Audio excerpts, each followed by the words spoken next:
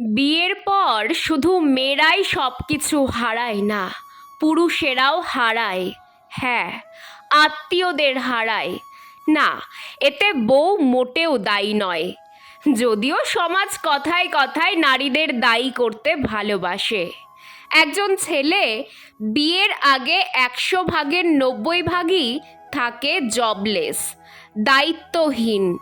যখন দায়িত্ব থাকে না তখন ছেলেরা বাবা মায়ের থাকে, সবার সাথে সারা দিন সারা রাত কাটাতে পারে, গল্প করতে পারে, বন্ধু আত্মীয়দের সময় দিতে পারে।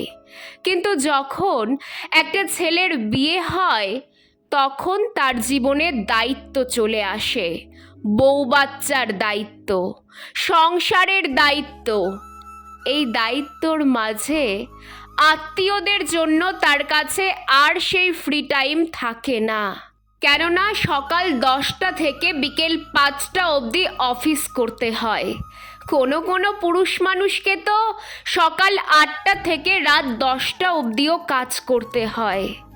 এরপর জ্যামের শহরে বাড়ি ফেরার যুদ্ধ, এরপর নিজের পরিবারকে একটু সময় দেওয়া, সারা দিন অপেক্ষা করে থাকা স্ত্রীকে সময় দেওয়া, বাবার কোলে ঝাঁপিয়ে পড়বে অপেক্ষা করে থাকা সেই আধো আধো করে কথা বলা ছোট্ট সোনাটিকে বুকে টেনে নেওয়া, এগুলোতেই সারা রাত কেটে সকাল হয়ে যায়। এরপর আবার অফিস, এরপর আবার একই রুটিন। এর মাঝে বলতে পারেন আত্মীয় বন্ধুদের সময় দেওয়ার সময় কোথায়? পুরুষরা তো মেশিন নয়। বিয়ের আগের জীবন এবং বিয়ের পরের জীবন এক নয়। একজন পুরুষ যখনই আত্মীয় বন্ধুদের সময় দিতে পারে না তখনই কিছু মানুষ বলবে বউ দায়ী, বউ এসেই পাল্টে দিয়েছে ছেলেটাকে। আবার কিছু মানুষ বলে আহারে ছেলেটা বদলাই গেল রে, বউ বশ করেছে তোমার পোলারে।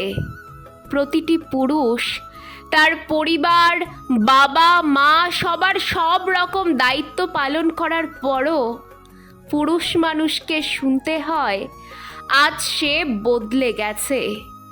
কিন্তু বাস্তবতা কি জানেন? পুরুষ মানুষ কখনো বদলায় না, বদলায় তার দায়িত্ব।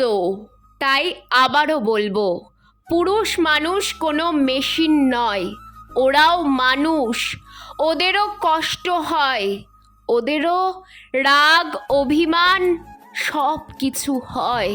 তাই পুরুষ মানুষকে এমন কথা বলার আগে 10 বার ভাবুন, ভাবাটা জরুরি।